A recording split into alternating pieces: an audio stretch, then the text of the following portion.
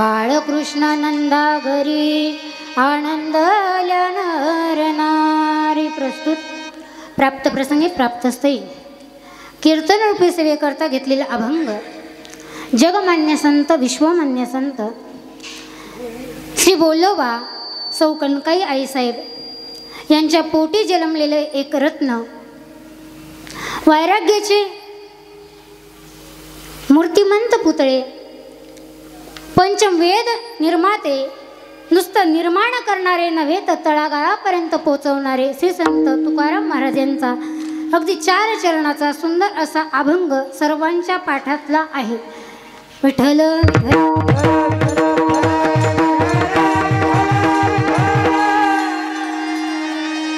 अभंग जगद्गुरु तुकोबारायांचा आहे. या अभंगामध्ये जगद्गुरु तुकोबाराय सांगतात की गोकुळीच्या सुखा अंत पार नाही लेखा. गोकुळामधल्या जे सुख आहे त्या सुखाला अंतही राहिला नाही आणि पार सुद्धा राहिलेला नाही. अगदी आनंदानं ते गोकुळ भरलेलं आहे, अगदी सुखानं ते गोकुळ भरलेलं आहे. बरं, सुख त्या ठिकाणी आल्याच्या नंतर त्याचं कारण काय तर ते पुढच्या चरणामध्ये सांगतात की बाळकृष्णानंदा घरी आनंदल्या नरनारी.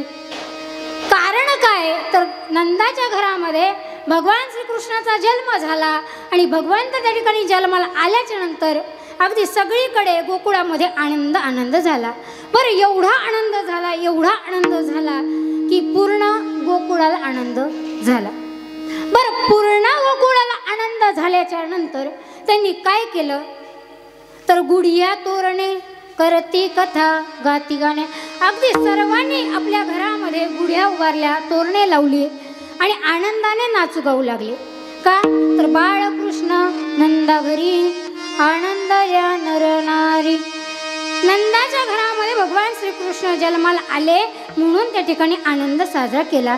बरं, याचं कारण काय तर तुकोबाराय शेवटच्या चरणामध्ये सांगत तुका म्हणे छंदे येणे वे दिले गोविंदे बाळकृष्ण नंदा घरी आनंदल्या नरनारी. असा झाला अभंगाचा सरळ भाव आहे.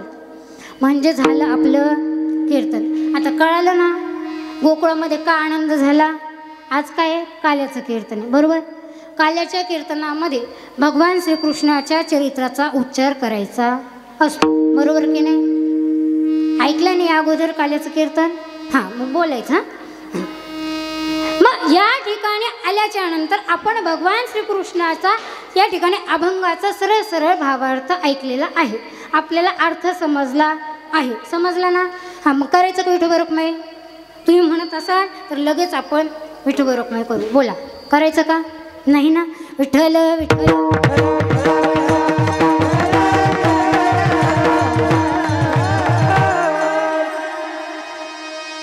बघा, या ठिकाणी कीर्तनाला सुरुवात करण्या अगोदर थोडासा परिहार देणं हे उचित आहे. बघा, खऱ्या अर्थानं प्रत्येकाला माहीत आहे आपण महिला उत्सव का करतो हे प्रत्येकाला माहीत आहे. तरी वक्त्याचं काय आद्य कर्तव्य असतं परिहार देणं. आज या ठिकाणी श्री संत विश्वगुरु निवृत्तीनाथ महाराजांच्या कृपा आशीर्वादाने त्याचप्रमाणे महाराष्ट्रभूषण जगद्गुरु द्वाराचार्य महामंडलेश्वर विद्या वाचस्पती हरिभक्त परायण डॉक्टर रामकृष्णदासजी महाराज यांच्या आशीर्वादानं खऱ्या अर्थानं आपला हा महिला सप्ताह चालू आहे. बघा, लहानातला आणि मोठ्यापासून सर्वात मोठ्यातला प्रत्येकाने या ठिकाणी येऊन सेवा केलेली आहे. मग ती टाळ वाजवण्याची असो किंवा झाडू मारण्याची असो, पखवाज वाजवण्याची असो, गायन करण्याची असो, कुठल्याही प्रकारची प्रत्येकानं काही ना काही सेवा केलेली आहे. मग प्रत्येकाचं या ठिकाणी सहकार्य लाभलेलं आहे. एवढंच नाही, तुमचं सुद्धा सहकार्य लाभलं. तुमच्या सर्वांच्या प्रयत्नातून आपला हा उत्सव चालू आहे. विठ्ठल विठ्ठल.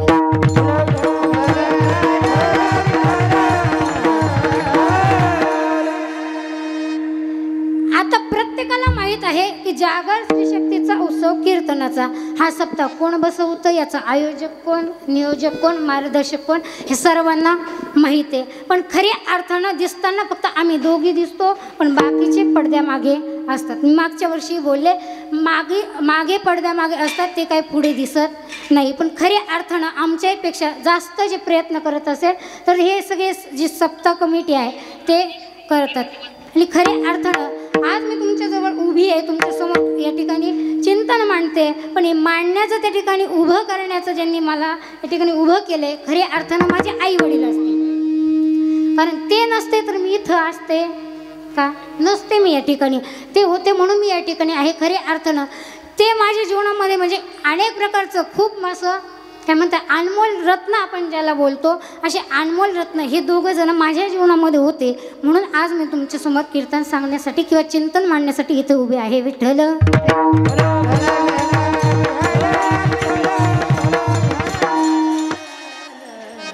बघा, आज काल्याचं कीर्तन आहे. कशाचं बोलायचं?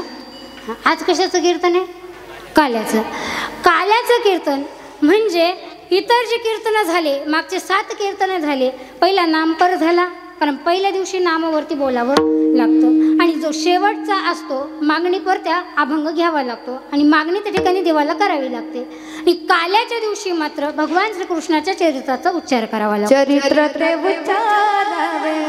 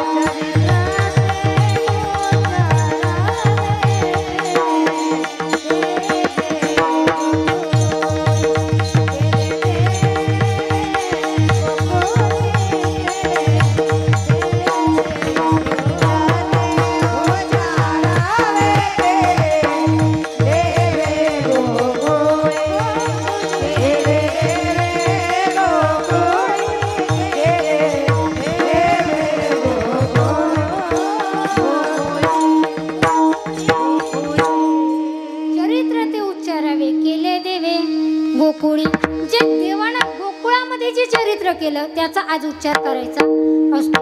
बरं, काल्याचं कीर्तन आहे आणि काल्याच्या कीर्तनाला भगवान श्रीकृष्णाच्या चरित्राचा उच्चार करायचा आहे. मग पहिला आपण काला या शब्दाचा थोडासा अर्थ बघू. काला या शब्दाचा जर आपण त्या ठिकाणी विग्रह केला तर काला का आला. तुम्ही कशाला आले समजताय ना?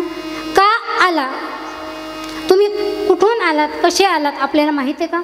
कधीतरी आपण विचार केला पाहिजे, अरे एवढं मोठं जग आहे आणि या जगामध्ये तुम्ही आम्ही आलेलो आहोत, मग कशा करता आलो हे आपण तुम्ही आम्ही विचार करायला पाहिजे. मग का आलो,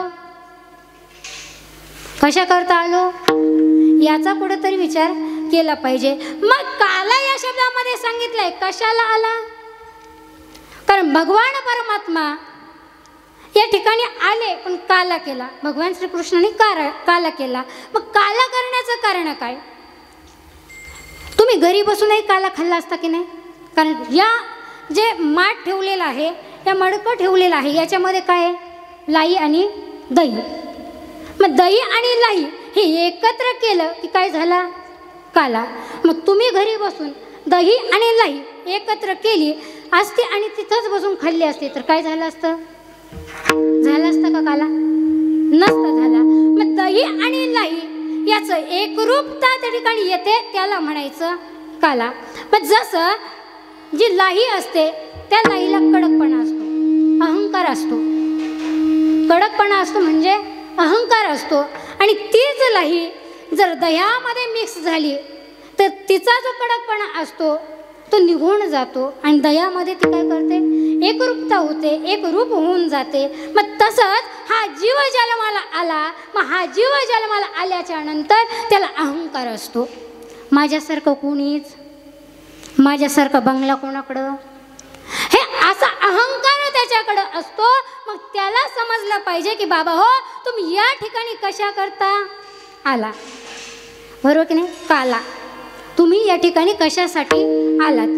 मग तुम्हाला कळलं पाहिजे की आम्ही त्या भगवान परमात्म्याचं नामचिंतन करायला आलो, त्याच्यासोबत जर एक रूप झालो तर आमच्या देहाचं सार्थक झाल्याशिवाय राहणार नाही. मग ठीक आहे, आम्हाला समजलं की देवासोबत एकरूपता व्हायचं, एकरूप त्या भगवंतासोबत व्हायचंय. मग जशी लाई दयासोबत एकरूप होते तसा जीवाना भगवान परमात्म्यासोबत एकरूप व्हायचंय. मग तुम्ही म्हणाल त्या देवासोबत आम्ही एकरूप होत नाही का? आम्ही रोजच भगवंताच्या दर्शनाला जातो, त्याचं दर्शन घेतो, मग आम्ही एक रूप नाही का आहोत का आपण? अजिबात नाही आहे. मग का नाही आहे याचा आपण विचार केला पाहिजे. पण तसा जर विचार केला तर देव हा दुसरा कोणी नाही. तुमच्या आमच्या हृदयामध्ये तो भगवान परमात्मा आहे. जसे संत महात्मे या ठिकाणी आले आणि आल्याच्या नंतर त्यांनी काही दुसरं केलं नाही, फक्त भगवान परमात्म्याचं नामचिंतन केलं. त्याचं त्या ठिकाणी त्याला शरण गेले आणि शरण गेल्याच्या नंतर त्याचं नामचिंतन केल्याच्या नंतर ते संत झाले. बरं, याच्याही पुढे जाऊन सांगेल की आपण या नरदेहामध्ये आलोत, पण आपण या नरदेहामध्ये आल्याच्या नंतर या नरदेहाची एवढी मोठी ताकद आहे की आपण स्वतः त्या भगवान परमात्मा सुद्धा होऊ शकतो. पण त्याच्याकरता तेवढी भक्ती आपली असावी लागेल, कारण तो भगवान परमात्मा दुसरा तिसरा कोणीच नाही. तो एकच आहे, तो आणि आपण भिन्न नाही. हे फक्त आपल्याला समजलं पाहिजे. बघा, एक छोटंसं उदाहरण देईन. एक वेळेस नामदेव महाराज आणि ज्ञानेश्वर महाराजांना इच्छा झाली की आपण तीर्थयात्रा केली पाहिजे, पण सोबत कोणाला न्यावं म्हणून विचार केला. मग समजलं नामदेवरायांना नेलं पाहिजे. भगवान परमात्म्याचे लाडके भक्त आहे, त्यांना घेऊन जाऊ. पण ज्ञानेश्वर महाराज भगवान परमात्म्याकडे आले, पांडुरंग परमात्म्याकडे आले आणि आल्याच्या नंतर देवाला सांगितलं, देवा अहो मला तीर्थयात्रा करण्याची इच्छा झाली आहे, पण माझ्यासोबत नामदेवरायांना घेऊन जायचं आहे, परवानगी द्या. भगवंत म्हटले माझी काही हरकत नाही, नामदेवरायांकडे जा, त्यांना सांगा ते येत असेल तर घेऊन जा. ज्ञानेश्वर महाराज नामदेवरायांकडे येतात. आल्याच्या नंतर सांगतात की तुम्हाला माझ्यासोबत कुठे यायचं आहे? तीर्थयात्रेला यायचं आहे. मग नामदेवरायांनी विचार केला, मी काही तुमच्यासोबत तीर्थयात्रेला येऊ शकत नाही, कारण माझे जे सर्व तीर्थ आहे तो फक्त भगवान परमात्मा आहे. मी तुमच्यासोबत येऊ शकत नाही, कारण मला अखंड त्या ठिकाणी भगवान परमात्म्याचा शेजार आहे आणि मी अखंड त्या भगवान परमात्म्याची सेवा करतो, त्याचं नामचिंतन करतो, त्याला सोडून एक दिवसही कुठं राहिलो नाही. आता जर तुमच्यासोबत तीर्थयात्रेला आलो तर मला मात्र तीर्थयात्रेमध्ये रस काही वाटणार नाही, आनंद काही वाटणार नाही, तुमची यात्रा चांगली होणार नाही, मी काही येत नाही. ज्ञानेश्वर महाराज म्हटले असं करू नका. मग नामदेवराय म्हटले भगवंताला विचारा. ज्ञानेश्वर महाराज म्हटले मी भगवंताला विचारलं आणि सांगितलं. मग नामदेवराय पळत पळत भगवंताकडे आले आणि सांगितलं, देवा अरे तुला माहीत नाही का रे? तुला माहीत आहे ना मी तुला सोडून कधीही कुठे गेलेलो नाही, तुला सोडून मला कुठेही करमत नाही, तरी तू का त्यांना मला परमिशन दिली, मला सांगितलं तू जा ज्ञानेश्वर महाराजांसोबत आणि तीर्थयात्रा करून ये. पण तेव्हा भगवान परमात्म्यानं सांगितलं, तो आणि मी नाही तुझा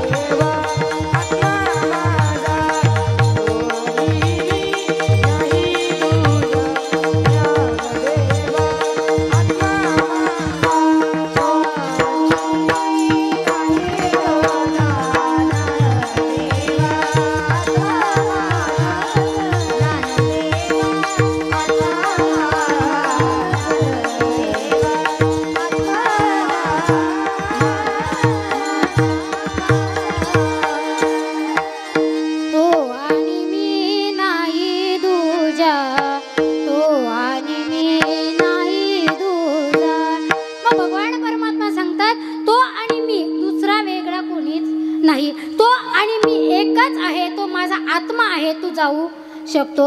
मग जसं भगवान परमात्म्याने नामदेवरायांना सांगितलं तसंच भगवान परमात्मा आणि तुम्ही आपण वेगळे सूर्यप्रकाश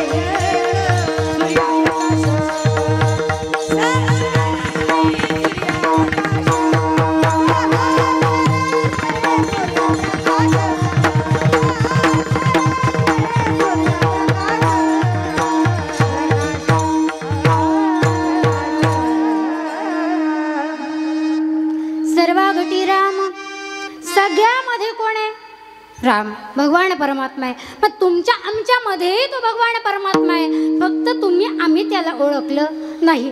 ज्या दिवशी तुम्ही आम्ही त्या भगवान परमात्म्याला ओळखू त्या अर्थी खऱ्या अर्थानं आपला काला होईल. विठ्ठल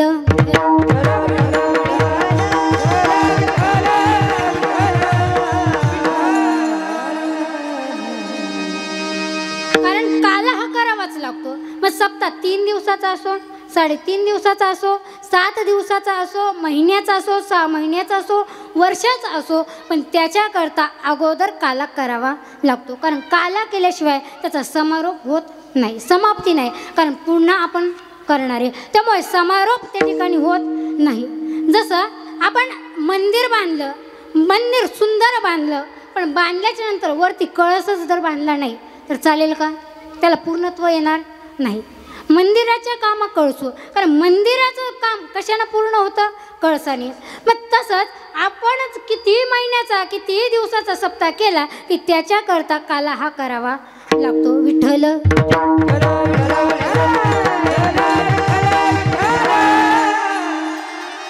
आज काल्याचं कीर्तन आहे आणि काल्याच्या कीर्तनाला अभंग जगद्गुरु तुकोबारायांचं घेतलंय.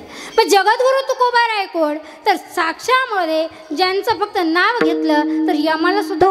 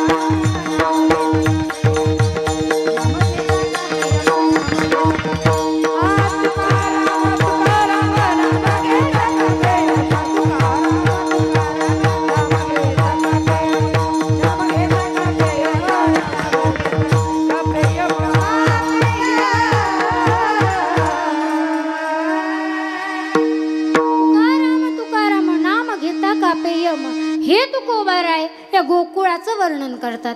बघण्या अगोदर थोडंसं मागे येऊ. मथुरेतलं चरित्र बघू. ज्या दिवशी कंसाची बहीण देवकी तिचं लग्न ठरलं, लग्न ठरल्याच्या नंतर पाहता पाहता लग्न झालं.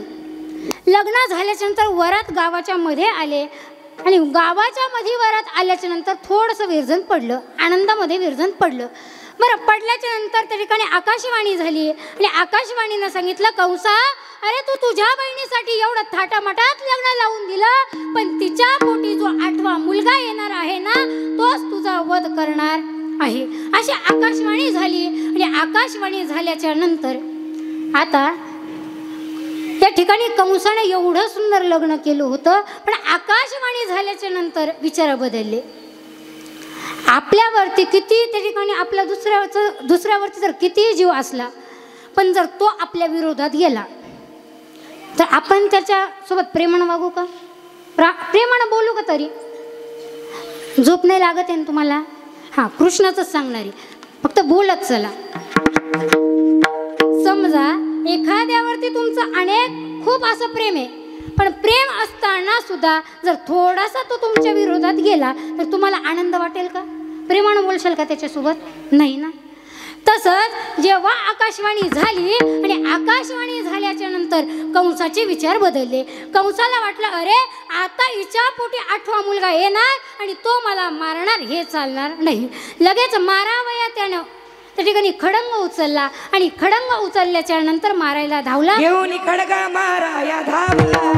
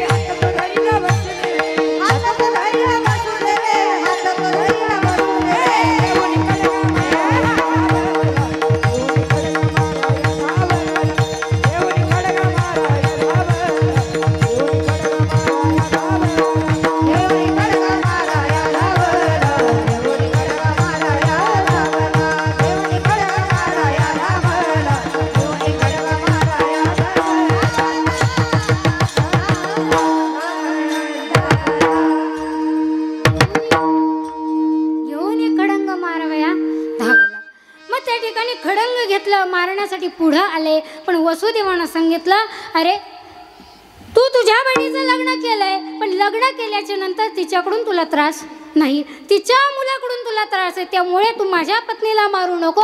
मला जे जे मुलं होतील ते तुझ्याकडे आणून देईल.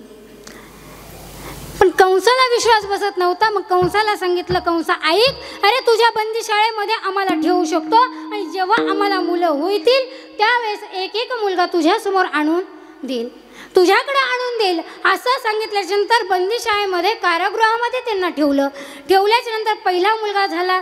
कंसाला कळालं. पण कंसाला कळाल्याच्या नंतर कंसाकडे ते बाळ दिल्याच्या नंतर कंसानं बघितलं, अरे किती सुंदर बाळ आहे, किती गोंडस बाळ आहे, याला मी मारणार कसं? थोडंसं प्रेम त्या ठिकाणी त्याला निर्माण झालं. मग त्याला वाटलं, अरे या छोट्या बाळाने मला मारू शकत नाही, मग आता मी याला मारत नाही, मला मारणार तर 8वा आहे, मग पहिल्याला मारून चालणार नाही. असा विचार केल्याच्या नंतर नारद महर्षींना समजलं. ते त्रिभुवनामध्ये फिरत असतात, त्यांना समजलं, बातमी कळाली. त्यांनी विचार केला, अरे मी जर इथंच बसून जर राहिलो, तिथं गेलो नाही तर हा त्या बाळाला मारणार नाही, आणि मारलं नाही तर त्याच्या पापाचा घडा भरणार नाही. जोपर्यंत त्याच्या पापाचा घडा भरत नाही तोपर्यंत भगवान परमात्मा अवताराला येणार नाही. असा विचार केला आणि नारद महर्षी लगेच कुठे आले? कंसाकडे आले. कंसाकडे आल्याच्या नंतर सांगितलं, अरे 8वा मुलगा जरी तुला मारणार असेल, पण त्या 8व्यानं जर पहिला जन्म घेतला तर तुला काय कळणार आहे. असं म्हटल्याच्या नंतर त्या ठिकाणी त्यानं विचार केला, खऱ्या अर्थानं आपल्याला सांगितलंय 8वा मुलगा आपल्याला मारणार आहे, पण तो 8वा नसताना पहिला जर असला तर आपलं हे मरण निश्चित आहे, हे चालणार नाही. घेतला, पहिल्या मुलाला मारून टाकलं. दुसरा झाला, दुसऱ्यालाही मारून टाकलं. असं 6 मुलं मारले. आणि 6 मुलं मारल्याच्या नंतर जो 7वा गर्भ होता तो योगमायेने रोहिणीच्या गर्भामध्ये घातला. आता या ठिकाणी देवकी मातेला दिवस गेले. देवकी मातेला दिवस गेल्याच्या नंतर त्या ठिकाणी तिचं जे तेज होतं ते अगदी सूर्यासारखं चमकत होतं. आणि हे तेज कोणी बघितलं? कंसाने बघितलं.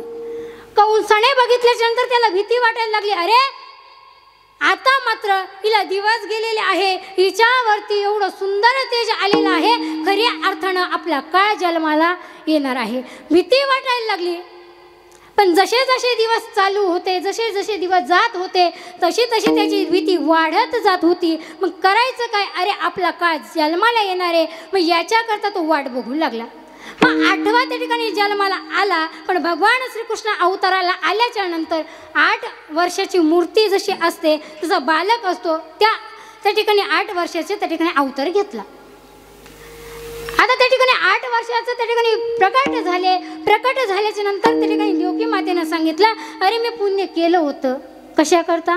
तू माझ्या त्या ठिकाणी उदरामध्ये यावं, मी तुला जन्माला घालावं याच्याकरता मी प्रयत्न केले होते, पुण्य केलं होतं. बरं तू जन्माला आला, पण 8 वर्षाचा जन्माला आला.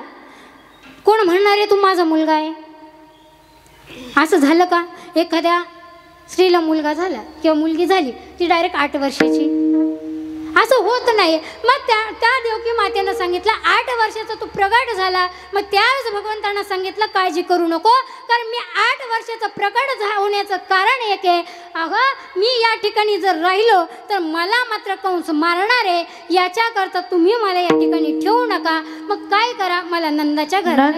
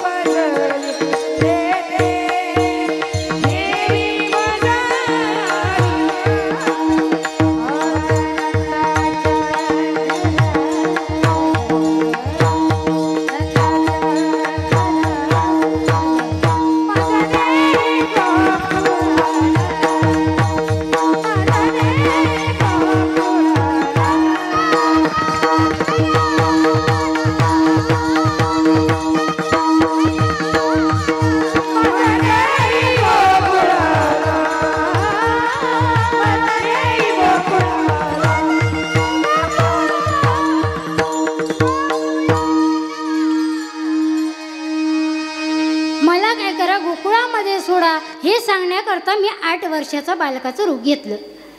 मग भगवंतांना सांगितल्याच्या नंतर पुन्हा लहान झाले. आणि लहान झाल्याच्या नंतर मग काय केलं? त्या ठिकाणी बघा, भगवान परमात्मा ज्या वेळेस प्रगट झाले तरी त्या ठिकाणी वसुदेव आणि देवकीच्या जे पायामध्ये साकडं होतं, त्या ठिकाणी साखळदंडाने त्यांना बांधलेलं होतं, तरी ते गळाले नाही.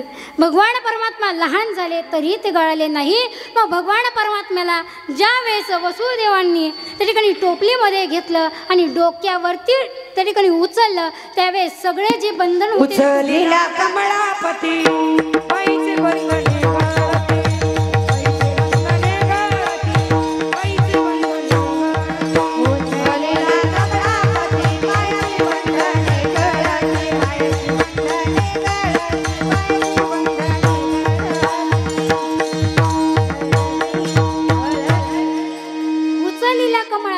पायाची बंधने गळती. कधी? जेव्हा त्याला डोक्यावरती उचललं तेव्हा जे काही बंधन होते ते तुटून गेले, निघून गेले. तसंच तुमचं आमचं आहे.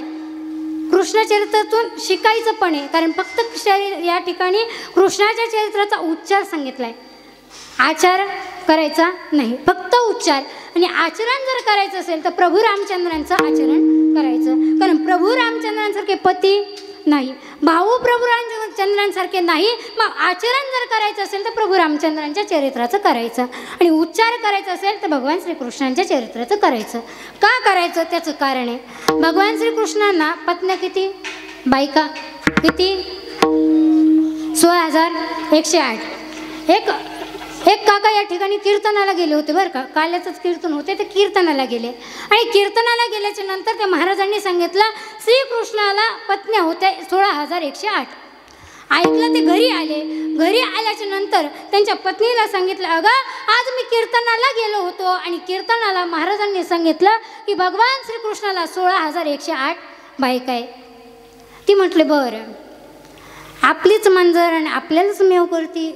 मग असा विचार केल्याच्या नंतर ते म्हणतात, त्यावेळेस त्यांची पत्नी म्हणते, तुम्ही ज्यावेळेस कीर्तनाला त्या ठिकाणी श्रवण करायला गेले होते, ऐकायला गेले होते, त्याच वेळेस मी पांडव प्रताप त्या ठिकाणी ग्रंथ ऐकायला गेले होते. त्यामध्येही ते असं आलं होतं की द्रौपदीने 5 पती केले. असं म्हटल्याच्या नंतर त्यावेळेस ते म्हटले, तेरी भी चूप और मेरी भी चूप. तूही लग्न करू नको, मीही लग्न करत नाही विठ्ठल.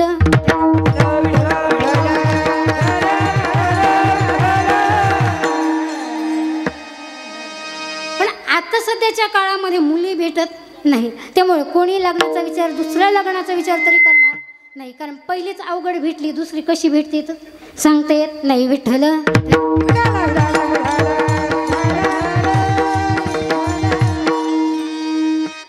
म्हणून या ठिकाणी भगवान श्रीकृष्णाच्या चरित्राचा फक्त उच्चार करायचा. मग जसं त्या ठिकाणी भगवान परमात्म्याला डोक्यावरती घेतलं आणि डोक्यावरती घेतल्याच्या नंतर सगळं काही जे बंधन होती ती निघून गेली. मग तसंच तर भगवान परमात्म्याला आपण ज्या दिवशी आपलंसं करू, त्याचं नामचिंतन करू, त्यावेळेस आपला सुद्धा त्या ठिकाणी बंधनं गळून जातील. पण तुम्ही म्हणाल की आम्ही मंदिरामध्ये जातो, भगवान परमात्म्याचं रोज दर्शन घेतो, त्याचं नामचिंतन करतो, तरी आमचं बंधन गळत नाही. का गळत नाही? आम्ही त्या भगवान परमात्म्याचं दर्शन घेतो, त्याचं नामस्मरण घेतो, पण घेत असताना त्याला कधी डोक्यावरती घेत नाही.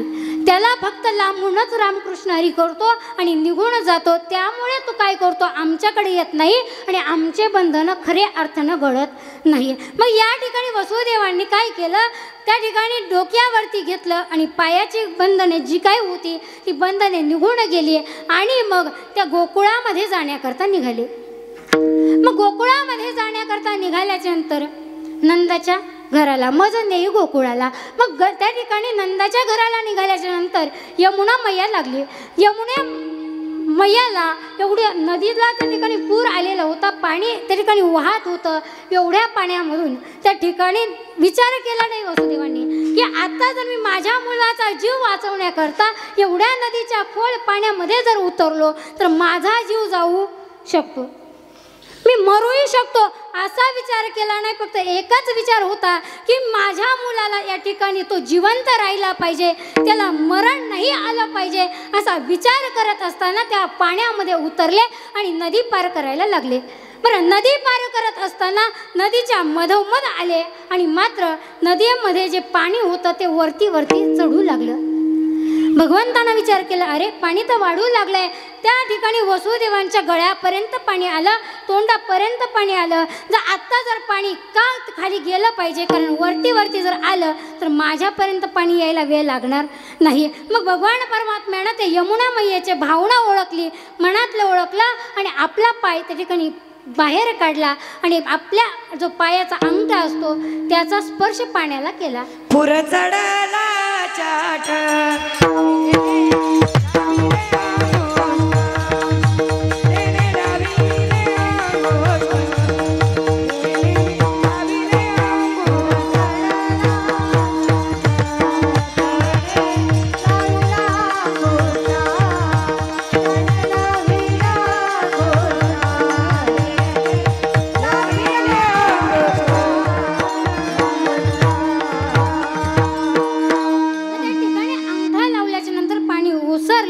खाली गेलं आणि वसुदेवांनी त्या ठिकाणी नंदाच्या वाड्यामध्ये आणून सोडलं. गोकुळामध्ये आणल्याच्या नंतर इकडं पुन्हा त्या ठिकाणी मथुरेमध्ये गेले. आता मथुरेतलं चरित्र आपल्याला बघायचं नाही, आता गोकुळातलं चरित्र आपल्याला बघायचं आहे. या ठिकाणी गोकुळामध्ये आल्याच्या नंतर बघितलं त्या ठिकाणी नंदबाबाची एक बहीण होती सुनंदा, त्या ठिकाणी आली आणि सांगितलं, नंदबाबा, अहो नंदबाबा. त्या असं म्हणत असताना नंदबाबा म्हणतात, तिला झालं काय? अगं पुढं बोलती म्हणती, नंदबाबा भावा ऐक, पण ते ऐकत नाही. मग काय झालं? मग तिने सांगितलं तुम्हाला लाला भयो, तुम्हाला मुलगा झाला असं म्हटल्याच्या नंतर आनंदामध्ये जो गळ्यामधला हार होता तो सुनंदेला देऊन टाकला, त्यांच्या बहिणीला देऊन टाकला. आणि सुनंदा मात्र पळत पळत पळत पळत गवळणींकडे आली. त्यांनाही सांगू लागती गवळण म्हणती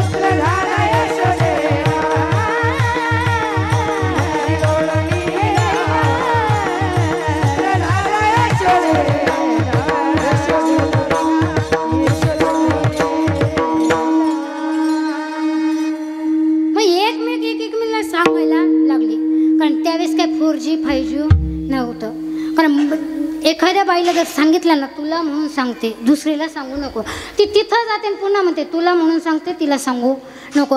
अशी पूर्ण गोकुळामध्ये चर्चा झाली आणि समजलं की नंदबाबाला मुलगा झाला. सर्वांना आनंद झाला. तुम्हाला झाला का? हां, तुम्हाला सगळ्यांना आनंद झाला. मग आता ज्यांना ज्यांना आनंद झालाय त्यांनी उठून नाचायचे. हां, किती सांगू मी सांगू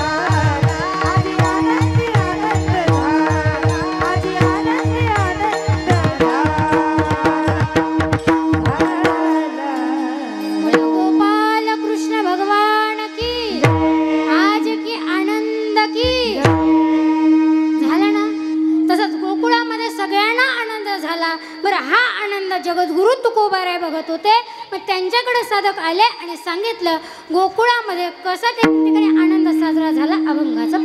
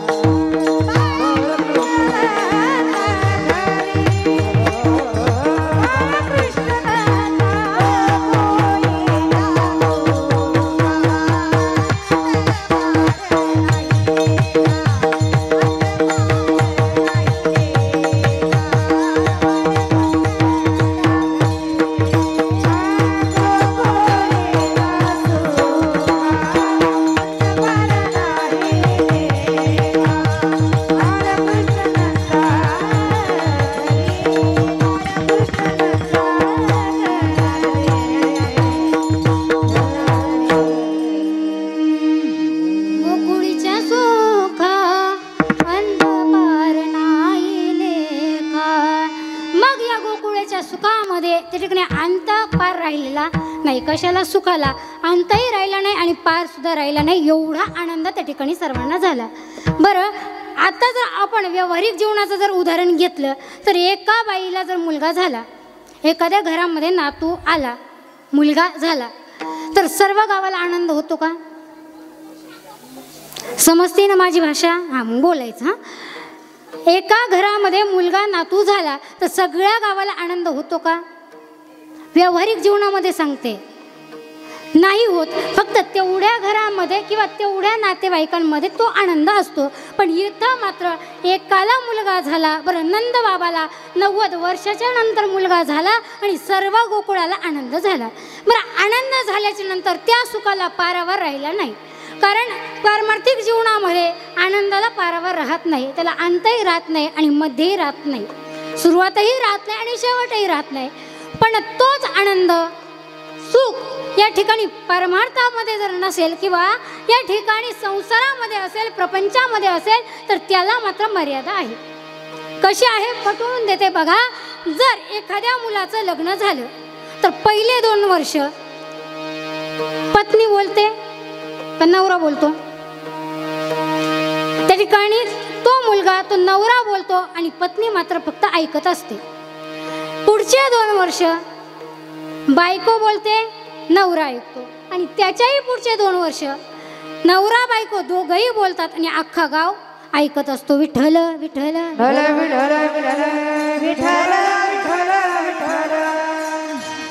म्हणजे संसारामध्ये जे सुख आहे त्याला मर्यादा आहे, ते कायमस्वरूपी तेवढंच राहील असं नाही. कारण पहिल्या वर्षी जेवढा प्रेम राहतं, तेवढा आनंद राहतो, जेवढं सुख असतं तेच सुख शेवटपर्यंत राहत नाही. परमार्थामध्ये सुरुवातीला थोडं कमी सुख राहतं, पण जसं जसं वय वाढतं, जसं आपण त्या आनंदामध्ये जातो, जसं त्या देवाला आपलंसं करतो, तसं आपला जो आनंद आहे, तसं ते सुख आहे ते वाढत जातं. मग तो भगवान परमात्मा खऱ्या अर्थानं सुखाचा सुखराशी आहे. सर्व सुखाचे आगर बाप रखुमा देवर, सर्व सुखाचे आगर जनी म्हणे शारंगधर. मग तो भगवान परमात्मा सर्व सुखाचा सुखराशी असताना मग मात्र आपण जर त्याला शरण गेलो, त्याचं नामचिंतन केलं, तर मात्र त्याच्या आनंदाला, त्या सुखाला पारावार राहत नाही. मग इथं भगवान परमात्मा या ठिकाणी जन्माला आले, त्या ठिकाणी सुखाला पारावार राहिला नाही. याचं कारण काय? अभंगाचं दुसरं बाळ कृष्ण नंद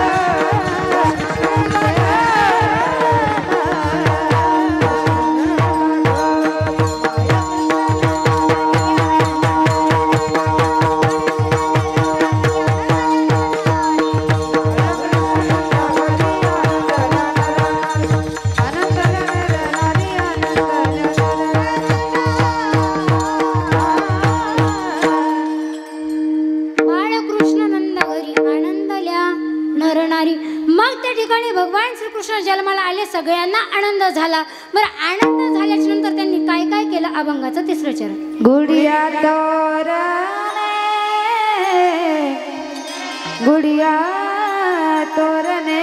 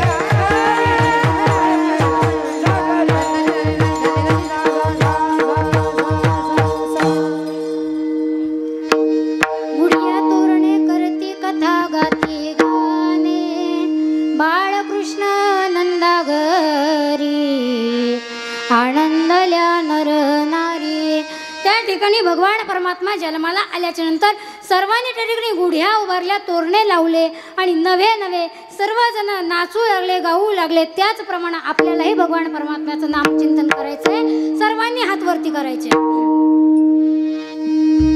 विठोबा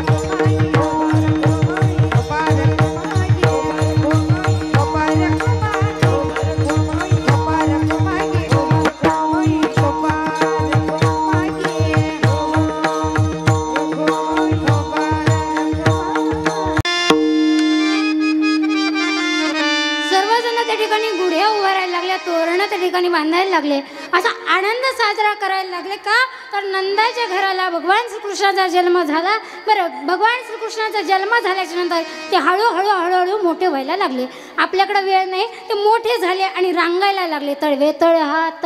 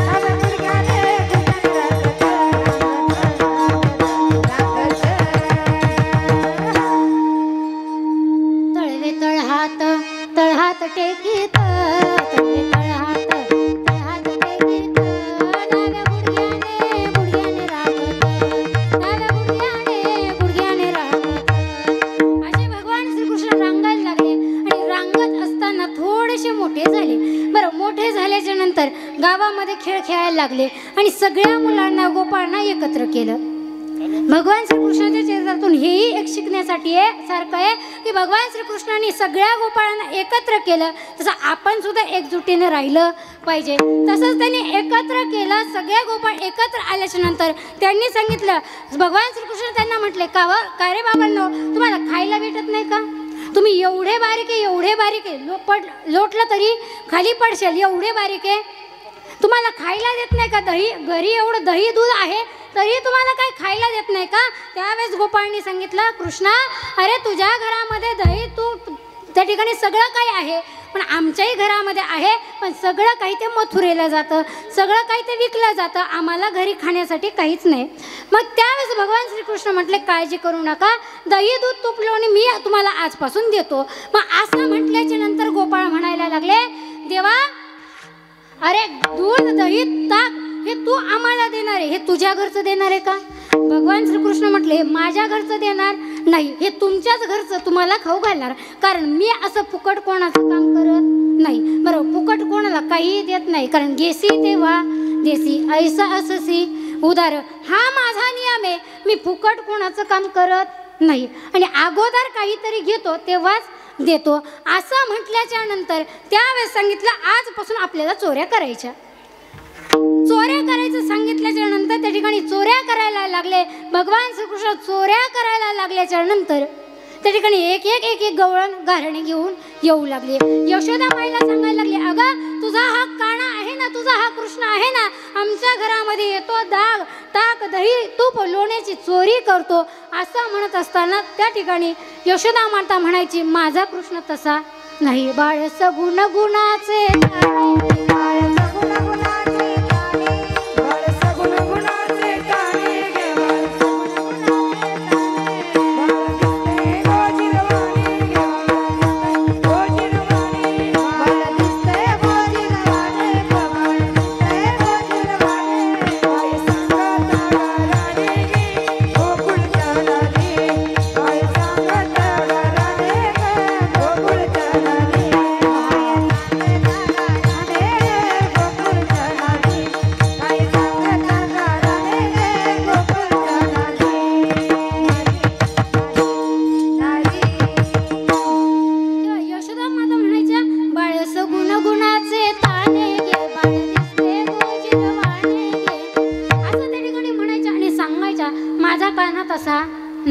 एखाद्या मावशीला सांगितलं, तुमचा मुलगा गावामध्ये खोड्या करतो, दुसऱ्या मुलाला मारतो, तुम्हाला विश्वास बसेल का?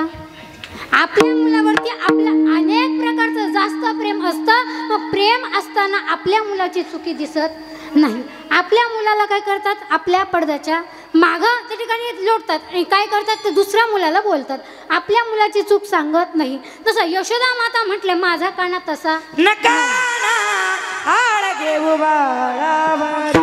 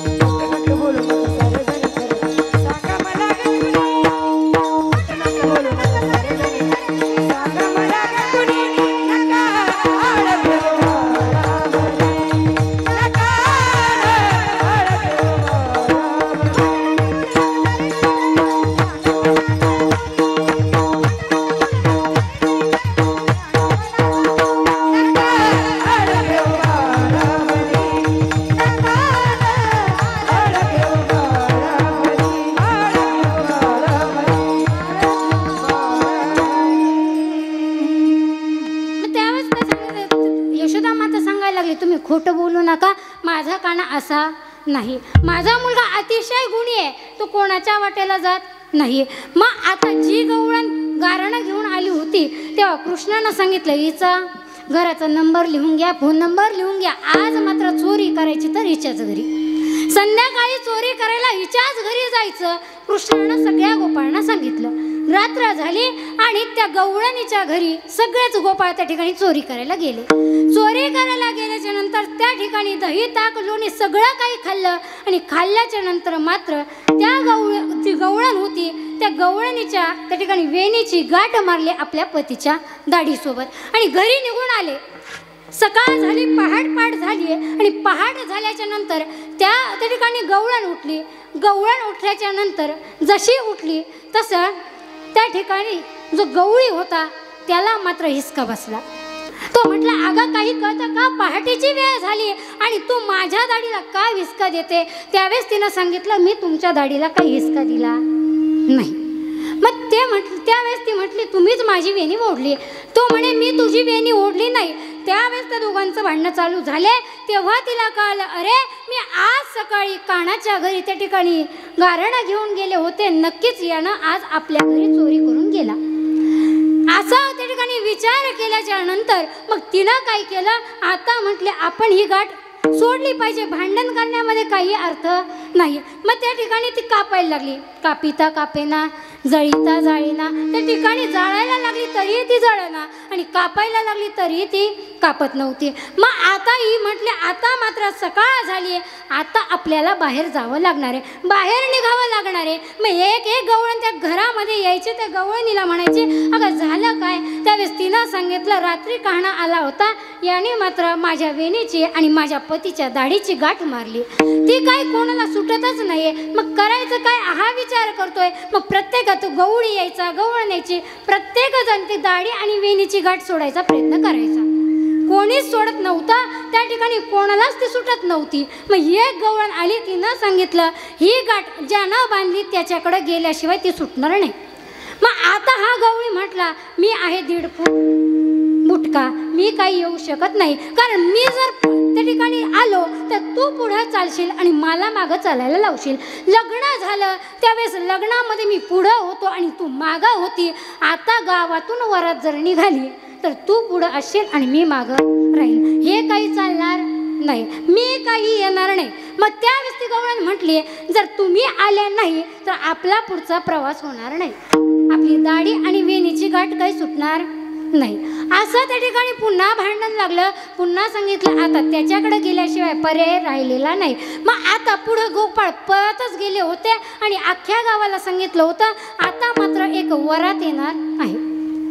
त्या ठिकाणी तयारीच करून ठेवली. आता गवळण पुढे, गवळी मागं चालले होते, कारण जी गवळण होती ती 7.5 फूट उंच होती आणि गवळी मात्र 1.5 फूट होता. कसं दिसलं असं?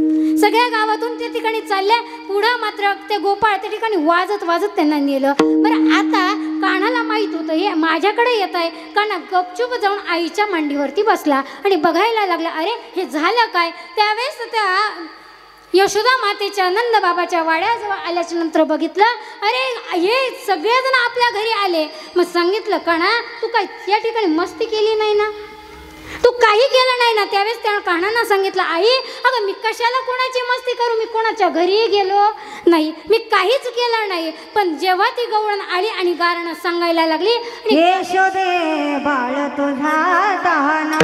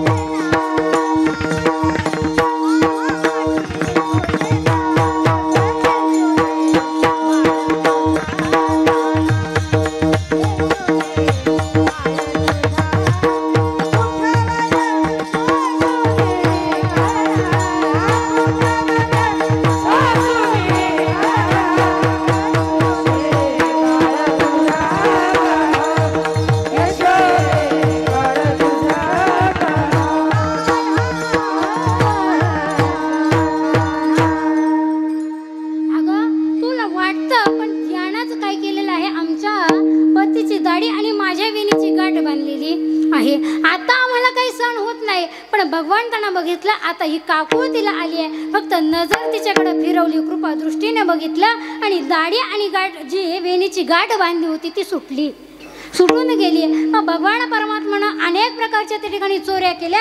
एक वेळेस झालं असं, भगवान श्रीकृष्णाने एक खोडी केली. खोडी केल्याच्या नंतर यशोदा माता काठी घेऊन त्या कानाच्या मागं लागली. सकाळपासून संध्याकाळपर्यंत कानाच्या मागं पळत पळत ती थकली. सकाळपासून त्या ठिकाणी काना पुढे पळायचा आणि पाठी मागून त्या ठिकाणी यशोदा माता काठी घेऊन त्याच्या मागे पळायला लागली. आता असं करता करता रात्र झाली आणि यशोदा माता थकली आणि खाली बसून घेतलं. खाली बसल्याच्या नंतर आता या बाबांना बघितलं, अरे आता आपली आई दिवसभर आपल्या मागं पळाली, आता ती थकली आहे, खाली बसली, आता आपण तिच्या मांडीवर जाऊन बसायचं. ह्या बाबांना विचार केला आणि तिच्या मांडीवरती जाऊन बसला. बसल्याच्या नंतर यशोदा माता म्हणते, का रे काना, अरे दिवसभर मी तुझ्या मागे पळत पळत होते, तुझ्या मागं लागले होते, तरी तू हाताला आला नाही. तेव्हा कानानं मनातल्या मनात विचार केला, अगं योगी तपी संन्यासी सगळेजण माझ्या मागं मला मिळवण्यासाठी कष्ट करताय, माझं नामचिंतन करताय, उपाशी राहताय, नामस्मरण करताय, मला शरण येत आहे, तरी मी त्यांच्या स्वप्नात सुद्धा गेलो नाही. तुझ्या हाताला सहज तरी लागेल का? अजिबात लागणार नाही असा मनामध्ये विचार करतात. तेव्हा यशोदा माता काकू तुला येऊन म्हणते, अरे काना, अरे तू काय केलंय माहिती का? सकाळपासून तुम्हाला फिरवलंय, मी थकले म्हणून खाली बसले आणि आता मात्र तू स्वतःहून खाली येऊन माझ्या मांडीवरती बसला. हे का केलं? दिवसभर तुम्हाला हाताला का आला नाही? त्यावेळेस भगवंतांना सांगितलं, आई अगं तुलाही इच्छा होते की तू मला मांडीवरती घ्यावं, तुझ्या मांडीवरती मला बसवावं, ही तुझी इच्छा होती आणि तुझ्या मांडीवरती मला बसायचं होतं, ही माझी इच्छा होती. पण आपल्या दोघांमध्ये ती काठी होती, त्या काठीची भीती मला होती म्हणून मी तुझ्यापर्यंत आलो नाही, तुझ्या मांडीवरती बसलो नाही. मग तेच आपल्या सुद्धा त्या ठिकाणी बघा, जसं भगवान परमात्म्याला यशोदा मातेच्या त्या ठिकाणी मांडीवरती बसायचं होतं पण काठी आडवी आली होती, तसंच भगवान परमात्म्याला आपण जवळ करायचं आहे, त्याला शरण जायचं आहे, पण आपल्यामध्ये सुद्धा एक काठी आडवी येते. कोणती काठी? कोणती? झोपले नाही ना? बरं, बोर नाही होत ना तुम्हाला? हां, मग सांगा कोणती काठी? कोणती काठी? बाबा म्हणतात संसार काठी. संसार काठी नाही, बोला कोणती काठी?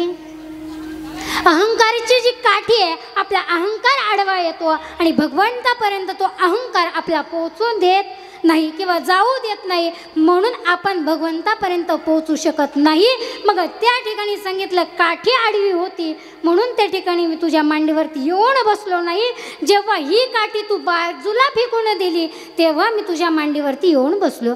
अशा अनेक प्रकारच्या खोड्या केल्या भगवंतांना. अनेक प्रकारच्या खोड्या करत असताना बघा, एक वेळेस झालं असं, यशोदा माता कंटाळली. अरे रोजच्याच याच्या खोड्या आहे, रोजच एक एक गारणे येत आहे, किती गारणे किती गारणे, अरे किती लोकांना मी तोंड द्यायचं आहे, किती गवळणींना मी सांगायचं आहे माझा बाळ असा नाही आहे, माझा बाळ तसा नाही आहे, किती गवळणींना सांगायचं आहे. प्रत्येक घरी माझ्या रोज रोज एक एक गवळण येते आणि गारणं सांगून जाते. मग तिनं काय केलं? गणपती बाप्पाला नवस केला. गणपती बाप्पाला सांगितलं, माझ्या कानानं जर चोरी त्या ठिकाणी केली नाही, खोडी केली नाही, तर मी काय करेल? तुला नवस करते. नवस केला. एक मास देवे खोडी नाही केली, प्रचिती आली यशोदेसी. मग 1 महिना झाला, त्या ठिकाणी भगवान श्रीकृष्णाने एकही खोडी केली नाही, एकही खोडी केली नाही. मग आता यशोदा मातेला वाटलं आपलं बाळ सुधारलं, आपला बाळ आता खोडी करणार नाही. पण जसं तिनं त्या ठिकाणी गणपती बाप्पाला नवस केला होता, अगदी सगळेचे सगळे अनेक प्रकारचे मोदक बनवले आणि गणपती बाप्पाला घेऊन गेली. बरं, मोदक गणपती बाप्पाला नेल्याच्या नंतर, खाऊ घालल्याच्या नंतर आता तिला विचार केला, अरे पाणी तर घरीच राहिले. मग पाणी आणण्याकरता घरी आली आणि घरी आल्याच्या नंतर इकडे या बाबांनी जे गणपतीसाठी जे मोदक आणलेले होते ते स्वतःच खाऊन घेतले. मग तेव्हा तिला कळालं, तेव्हा त्या भगवंतांना सांगितलं, अरे गणपती मीच आहे आणि हा सुद्धा भगवान परमात्मा मीच आहे, तरी माझी आई माझ्याकरता काय करते? नवस करते. विठ्ठल विठ्ठल.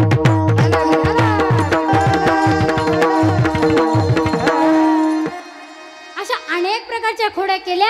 मग यशोदा माता कंटाळली आणि उखळाला बांधायला लागली. बरं, उखळाला बांधत असताना त्या ठिकाणी अनेक प्रकारच्या दोऱ्या तिने आणल्या. घरामध्ये जेवढ्या दोऱ्या होत्या सगळ्या बाहेर आणल्या आणि त्या भगवान कृष्णाला बांधायला लागली. पण तरी भगवान श्रीकृष्ण बांधत नव्हते. मग शेवटी काकुळतीला आली आणि भगवंतानं स्वतःला बांधून घेतलं. का तर भाव बघितला, अरे माझी आई काकुळतीला आली, मनातला भाव बघितला आणि त्या भावानं काय केलं, आकळला गेला. मग भगवान परमात्म्याला फक्त भाव लागतो, त्याला दुसरं काहीच लागत नाही. त्याची फक्त भक्ती आपण भावानं जर केली तर निश्चित तो आपलासा होतो. जशी मीराबाईने केली, जशी जनाबाईने केली, तशी भक्ती आपण सुद्धा केली पाहिजे. एक राधा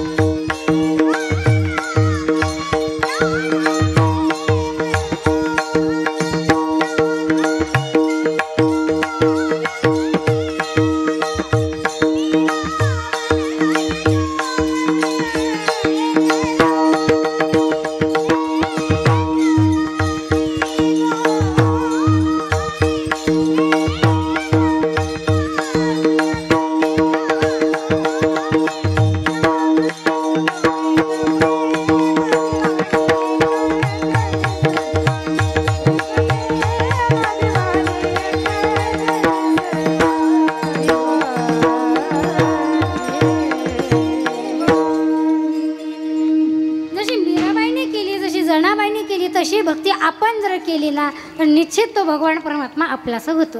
पण होण्याच्या अगोदर भाव बघतो. आपण देवावरती रुसलं पाहिजे एवढा तरी अधिकार आपला झाला पाहिजे. एक वेळची गंमत आहे बघा. पेंद्याला मात्र राग आला भगवान परमात्म्याचा. भगवंताला सांगितलं, अरे देवा तू माझ्याकरता काहीच करत नाही, मी सगळं काही तू जे काही सांगतो ते सगळं कामं मी तुझे करतो, पण तरी तू काय करतो माझ्याकडे बघत नाही. राग आला आणि राग आल्याच्या नंतर तो पेंद्या बोलतो, जाय बा कृष्णा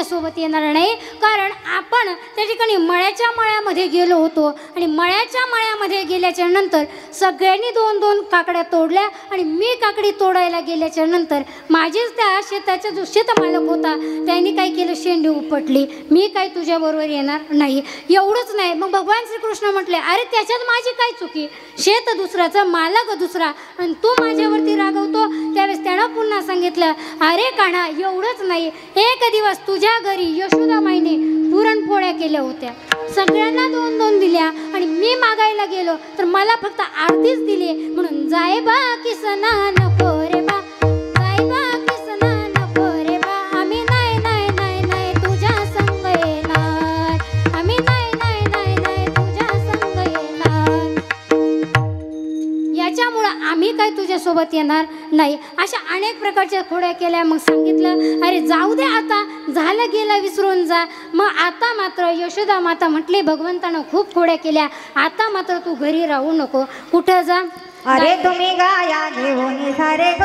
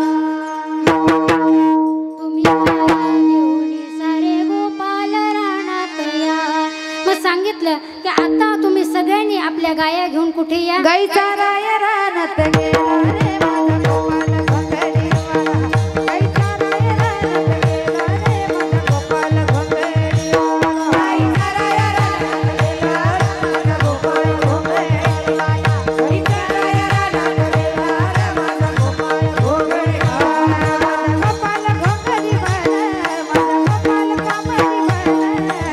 माझा गोपाल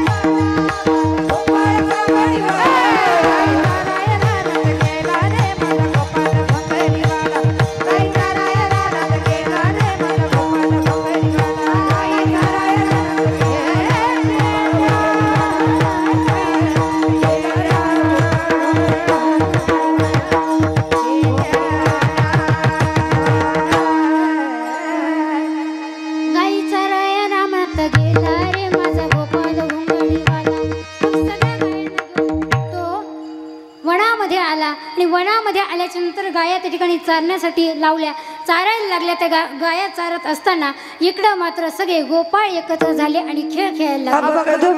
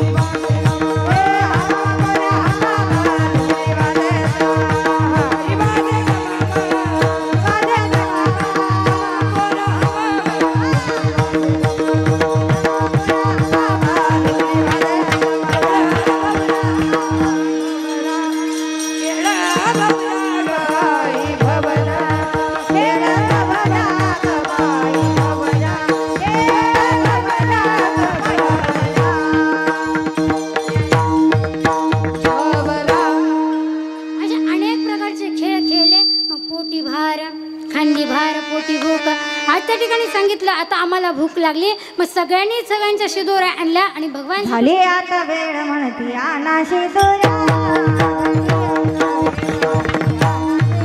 झाली आता वेळ म्हणती आणा शिदोऱ्या.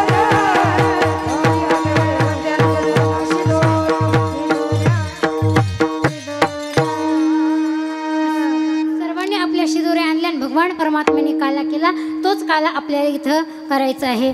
बघा, मग हा कला केल्याच्या नंतर सगळा आनंद बघितल्याच्या नंतर भगवान श्रीकृष्ण त्या ठिकाणी जन्माला आल्याच्या नंतर मोठे झाले. मग सगळ्यांनी आनंद उत्सव साजरा केला. हे सगळं बघितल्याच्या नंतर मग तुकोबारायनं विचारले याचं कारण काय. अभंगाचं शेवटचं चरण. तुका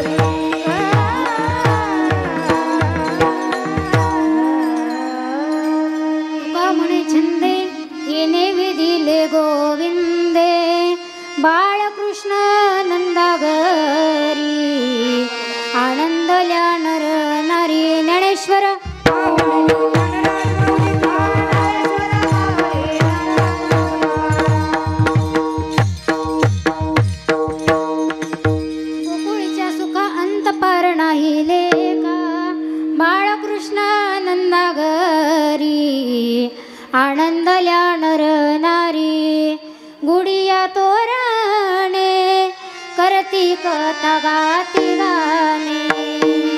बाळकृष्ण नंदा घरी आनंदल्या नर नारी. तुका म्हणे चंदे येणे वेदिले गोविंदे. बाळकृष्ण नंदा घरी आनंदल्या नर नारी. बघा, झाली सेवा भगवान परमात्म्याच्या चरणी अर्पण करणे अगोदर ज्यांनी मला कीर्तनासाठी विना घेतलेल्या सर्वच महिला भजनी मंडळ असेल, रुपालताई गायदानी असेल, सुवर्णा दिदी गिरी असेल, नंदिनताई चव्हाण असेल, इकडं मृदुंगाची साथ करणारे समाधान महाराज गायकवाड असतील, मृदुंगाची या ठिकाणी पेटीची साथ करत आहे असे असणारे सुधीर महाराज बोराडे असतील, सर्वच माऊली भजनी मंडळ असेल, निवृत्तीनाथ भजनी मंडळ असेल, सर्वांचे आभार मानते. ज्यांनी शूटिंग केली असे असणारे भक्तिधारा यूट्यूब चॅनल यांचे आभार मानते. माझा गोड आवाज तुमच्यापर्यंत पोहोचवला असे आकाशदादा तुमचे आभार मानते. पंचक्रोशीतून जे प्रमुख पाहुणे आलेले आहे सर्वांचे आभार मानते. जय विठ्ठल जय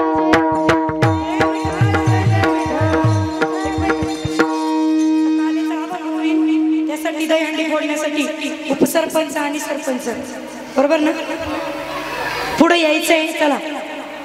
शिंकीला बियले दुरी होतो